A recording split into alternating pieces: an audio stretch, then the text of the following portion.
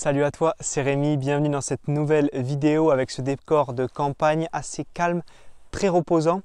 Aujourd'hui une vidéo qui va sûrement beaucoup t'intéresser parce que ça va être comment calculer le cash flow d'un bien immobilier. Alors ça, si tu es novice dans l'immobilier et que tu commences à chercher quelques billes pour gagner de l'argent avec l'immobilier, tu vas forcément tomber sur ce mot-là. C'est exactement ce que j'ai fait il y a quelques années de cela, je suis tombé sur ces mots, cash flow, rendement. Et c'est ce qui m'a mis la puce à l'oreille pour comprendre qu'on pouvait gagner de l'argent avec l'immobilier. Donc dans cette vidéo, on va voir comment calculer le cash flow d'un appartement, d'un bien immobilier, d'une maison quand tu achètes un bien immobilier pour être rentable. Alors déjà, qu'est-ce que c'est le cash flow? Le cash flow, c'est de l'excédent de trésorerie. C'est du flux de trésorerie positif. Pour faire simple, en immobilier, ça va être la différence entre tes entrées d'argent d'un côté et tes sorties d'argent de l'autre. Donc dans tes entrées d'argent, il va y avoir pas beaucoup de lignes. Comparé à tes sorties, il y aura beaucoup de lignes. Il va y avoir ton loyer, charges comprises. Donc ton loyer, il faut savoir l'estimer et le projeter en fonction de ton marché, de la demande, de ta clientèle cible. Donc ça, c'est tes entrées d'argent.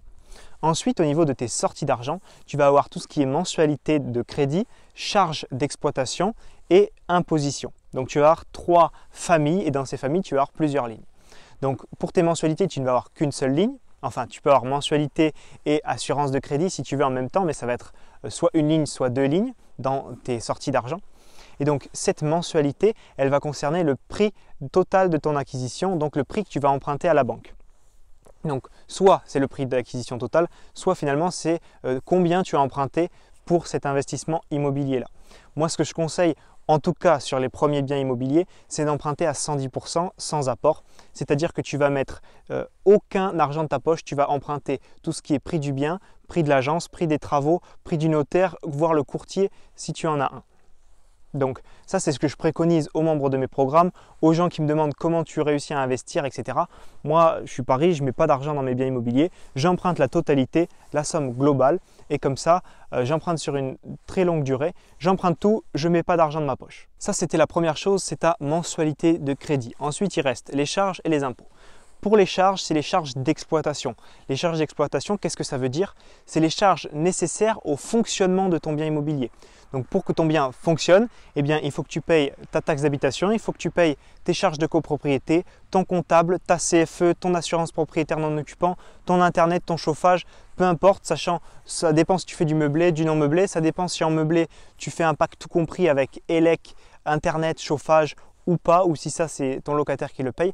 Mais en tout cas, toutes ces charges, elles vont venir finalement réduire toutes tes entrées d'argent. Ça va être des lignes de charges à accumuler et il faut bien calculer cette partie-là, cette partie charge pour vraiment calculer ton cash flow. Donc je me répète, mais il faut vraiment que tu considères le fait que ces charges, même si elles sont reversées à ton locataire parce que tu lui fais payer un loyer charge comprise c'est ton entrée. Mais toi, si il te donne un loyer charge comprise, tu vas quand même payer internet, électricité, chauffage, etc. Certes, il t'en paye une partie, mais c'est compris dans les entrées. Mais ça, les sorties, c'est bien toi qui les payes. Et ensuite, tu as l'imposition. Donc l'imposition, elle dépend du régime fiscal dans lequel tu es. Elle peut être très avantageuse ou beaucoup moins avantageuse. Ça dépend des régimes fiscaux. Tu peux faire du meublé, du non meublé. Dans le meublé, tu as 2 voire 3 régimes fiscaux. Dans le non meublé, tu as 2 régimes fiscaux. Voilà, donc ça, je te renvoie à des vidéos que j'ai fait. Le régime le plus adapté, c'est forcément le régime du réel meublé en statut LMNP quand tu investis en nom propre. Donc j'ai fait des vidéos à ce sujet si tu veux aller voir. Et grâce à ce régime-là, tu peux aller jusqu'à ne pas payer d'impôt du tout sur tes rentrées de loyer. Grâce au régime réel meublé, tu peux ne pas payer d'impôt, mais en général, dans les autres régimes fiscaux, tu vas payer des impôts. Donc moi, j'en paye pas parce que je suis dans un régime fiscal adapté, mais pour que tu comprennes bien les 3 sorties qui sont mensualité de crédit, charges et impôts, on va prendre un exemple au niveau imposition. Mettons que tu fasses Oula, j'ai une petite mouche qui est venue m'embêter. Mettons que tu fasses du régime réel, du régime meublé en micro-BIC. Donc il y a soit le réel, soit le micro. Mettons que tu fasses du micro-BIC et que tu aies un appartement avec un abattement à 50%. Si tu fais rentrer 10 000 € de loyer, tu vas être imposé sur seulement 5 000 €. Ta base imposable, elle est réduite de moitié. Et sur ces 5 000 €, donc de rentrée de loyer base imposable, tu vas payer 2 impôts. Le premier, c'est les prélèvements sociaux qui sont à l'heure où je tourne cette vidéo de 17,2%. Ce pourcentage évolue, il n'évolue pas à la baisse, il évolue toujours à la hausse. Donc voilà, à définir en fonction du moment où tu regardes cette vidéo, renseigne-toi, c'est peut-être 18, 19, ça dépendra de l'année dans laquelle tu regarderas cette vidéo. Ensuite, tu as le deuxième impôt qui sont l'impôt sur ton revenu. Donc l'impôt sur ton revenu dépend de ta tranche marginale d'imposition qui elle-même dépend de combien tu gagnes à l'année. Ces tranches sont 0%, 14%, 30%, 41% et 45%. La plupart des ménages français sont dans la tranche à 30%. Donc si tu fais le calcul avec 30% d'impôt sur le revenu et 17,2% de prélèvement d'impôt pour les prélèvements sociaux, tu arrives à un total de 47,2% d'impôt, pas sur tes 10 000 de rentrée de loyer, mais sur ta base imposable qui est que de 5 000 euros. Et donc 47,2% d'impôt sur ces 5 000 euros, ça te donnerait une imposition de 2 360 euros si bien sûr tu étais dans ce régime fiscal-là. Tu peux faire mieux et ne pas payer d'impôt en réel meublé. Tu peux faire moins bien si tu loues au régime du micro-foncier. Si tu fais du micro-foncier, tu paieras plus d'impôts. Si tu fais du réel meublé, tu en paieras moins. Mais en tout cas, il faut bien que tu comprennes que tu as ces trois aspects-là, mensualité, charge et impôt. Une fois que tu as vu ces trois aspects-là, que tu comprends comment ça fonctionne et que tu sais les calculer, ce qu'il faut que tu fasses, c'est que tu mensualises le tout. Il ne faut pas que tu dises « Ok, je vais faire ça sur l'année ». Essaye de faire ça sur un mois. Donc les mensualités, c'est facile, c'est déjà mensualisé, c'est une mensualité de crédit. Donc mettons que tu aies 500 euros de mensualité, et bien ça fait 500 euros pour ce mois-là en mensualité. Pour tes charges, c'est un peu plus compliqué parce que les charges, ça se calcule plutôt à l'année. Charges de copro, c'est plus soit au trimestre, soit à l'année. Ils te disent, bon ben voilà, ça fera 1200 à l'année. Et bien tu divises par 12 et tu obtiens 100 euros par mois. Pour la taxe foncière, c'est toujours à l'année. Et bien si c'est 550 euros ou 600 euros, ça te fera 50 euros par mois. L'électricité, tu peux le calculer par mois. L'assurance propriétaire non occupant, tu peux le calculer par mois. Tu essayes de tout mensualiser, toutes ces charges, ta CFE, ton comptable, même si ton comptable tu le payes une fois à l'année, eh bien tu mensualises tout ça pour avoir un package charge mensuel. Et ton imposition, c'est la même chose. Si tu as, je sais pas, 1200 euros d'impôt par an, eh bien tu réduis ça au mois et au mois, ça te donnera 100 euros. Donc une fois que tu as ce calcul-là, tu as ton loyer potentiel que tu as estimé et projeté, qui est tes entrées d'argent mensuelles. Donc le loyer mensuel, pas annuel, mensuel. Et tes sorties d'argent qui sont tout ce qui est charges, impôts, mensualité que tu as mensualisé pour avoir une vue par mois. Et donc là, tu vas faire quoi? Tout simplement entrée moins sortie d'argent, combien ça te donne? Si c'est négatif, eh bien c'est que ce n'est pas une bonne affaire. Il va falloir améliorer cette affaire-là ou alors changer de bien parce que ce n'est pas du tout une bonne affaire. Si tu es légèrement positif, c'est déjà pas mal. Il va falloir aller chercher une petite négociation, réduire le coût de je ne sais quel frais annexes pour aller vers un cash flow beaucoup plus positif. Mais alors, tu vas me dire, Rémi, comment faire pour augmenter son cash flow, augmenter l'argent qu'on gagne tous les mois? Alors, première chose à faire, se mettre dans un régime fiscal adapté. Comme je t'ai dit, le plus adapté en nom propre, c'est le régime du réel meublé en statut LMNP. Tout ça, j'en parle énormément dans mon programme qui s'appelle Réussir son premier investissement immobilier, mais je t'ai donné les bases du calcul du cash flow pour que tu puisses déjà t'en sortir. La première chose à comprendre, c'est que si tu as peur de payer un comptable, parce que dans ce régime-là, il faut payer un comptable, tu as totalement tort. Si on reprend l'exemple précédent, la personne, dans l'exemple précédent, payait 2 360 euros d'impôts à l'année. Avec un régime fiscal adapté, elle en paierait 0. Sauf qu'elle paierait un comptable, bien sûr. Donc un comptable, ça va coûter de l'argent. Mettons que ça coûte 1 000 euros. 1 000 euros à l'année. Et encore, c'est plutôt cher pour un comptable pour un début et un premier investissement immobilier. Prenons large, prenons 1 000 euros. La différence, soit tu payes 2 360 euros d'impôts, soit tu payes 0 d'impôts, mais tu payes un comptable qui t'en coûte 1000, tu gagnes quand même 1 360 euros d'impôts.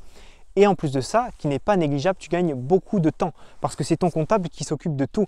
Il va gérer les factures que tu vas lui donner, il va te faire tes déclarations, il va te mettre dans le régime fiscal adapté, s'occuper de cocher les bonnes lignes, les bonnes cases dans tes déclarations d'impôts. Et donc, tu vas économiser et de l'argent et du temps. Donc tout ça, ça te permettrait déjà d'augmenter énormément ton cash flow. Si au lieu d'avoir 0 de cash flow, parce que tu avais 2 360 euros d'impôts, tu payes un comptable qui t'en coûte 1000, il te reste plus 1360, donc environ 100 euros d'impôts, 100 euros de cash flow mensuel, alors qu'avant tu avais 0 euros. Deuxième chose à faire, qui est la plus importante, je pense, c'est de bien négocier ton bien immobilier. Parce que se mettre dans le régime fiscal adapté, une fois que tu l'as compris, que c'est intégré dans ton cerveau, ce sera facile, tu y arriveras. Par contre, acheter un bien au bon prix, c'est compliqué parce qu'il faut connaître le vendeur, parler au vendeur d'une certaine façon pour que son bien soit moins cher, qu'il le vende moins cher. Pourquoi ça? Parce que dans tes sorties d'argent, il y a une énorme part qui vient de tes mensualités de crédit. Et dans tes mensualités de crédit, tu peux avoir ton courtier, ton agence, ton notaire, tes travaux, mais la part souvent la bien plus importante, c'est le prix du bien à la base. C'est pourquoi il faut faire une très bonne négociation pour que dans ta mensualité, la partie prix du bien baisse beaucoup et fasse baisser tes mensualités. Donc ça, c'est vraiment les deux choses clés, régime fiscal adapté et baisser ta mensualité en négociant et en faisant une bonne affaire. Il y a une troisième chose que l'on peut faire qui est moins importante que les deux premières, c'est d'aller grappiller quelques milliers d'euros, quelques dizaines d'euros par-ci, par-là, par an, par mois, sur tout ce que tu peux. Essaye de réduire tes frais de notaire, essaye de réduire les frais de l'agence, essaye de réduire les travaux. Prends un courtier moins cher ou ne prends pas de courtier. Essaye de prendre l'abonnement internet le moins cher, l'assurance propriétaire non occupant la moins chère. Ça, c'est des petits efforts qui finalement auront un impact, mais beaucoup moins que si un bien à 100 000 euros, tu le négocies à 80 000 euros. Là, ça aura un impact énorme sur tout ton calcul de cash flow et le fait de prendre un abonnement internet à 12 euros au lieu de 20 euros par mois, voilà, ça aura un très faible impact comparé au régime fiscal et à trouver la bonne affaire. De plus, toutes les charges que tu peux essayer de réduire, il y en a certaines où tu ne pourras rien faire. Le notaire, ça va être compliqué. Les charges de copropriété, tu n'y peux rien. Elles te sont envoyées, tu es obligé de les payer. Voilà, point barre. Pareil pour la taxe foncière. Souvent, elle ne fait qu'augmenter tous les ans. Ça, tu ne pourras pas jouer dessus. Alors, une taxe foncière à, mettons, 600 euros par an et un abonnement Internet à 12 euros par mois au lieu de 20 euros par mois, tu vois bien que finalement, ça ne va pas réduire beaucoup ton assiette charge comparé au régime fiscal et au fait de trouver la bonne affaire. Si toi aussi, tu as envie de réussir ton premier investissement immobilier, tout comme moi j'ai fait, j'ai pas fait des miracles, j'ai fait 150 euros de cash flow sur mon premier bien. Alors ça ne va pas me changer la vie, mais en tout cas, ce que ça m'a permis de faire, c'est d'apprendre, d'appliquer et de recommencer. AAR, c'est ce que j'utilise tout au long de tout ce que je fais dans la vie, mon business en ligne, mon immobilier, bientôt mes investissements en bourse. Apprendre, appliquer, recommencer. Alors certes, 150 euros par mois, ça ne va pas changer ma vie. Ça peut te paraître tout petit comparé à ce que toi tu as fait. Peut-être que ça te peut paraître tout petit alors que tu n'as pas encore fait d'investissement immobilier. Mais je t'assure que tu prends énormément confiance rien qu'en gagnant une petite somme d'argent comme ça tous les mois. Et ensuite, j'ai pu enchaîner et faire sur le deuxième 300 euros de cash flow mensuel, etc., etc. Donc si toi aussi tu as envie de réussir ton premier investissement immobilier, j'ai créé pour toi 1 heure de formation offerte que tu trouves dans la description de la vidéo. Donc on parlera un peu plus en détail du calcul de cash flow. On verra ça sur des tableurs Excel avec des chiffres concrets et on analysera mon premier investissement immobilier étape par étape pour savoir comment j'ai fait pour gagner mes 150 premiers euros par mois grâce à mon premier bien immobilier. Tout ça, c'est dans la description de la vidéo. Tu recevras 5 vidéos de formation privée. On se voit de l'autre côté. À très vite. Ciao, ciao.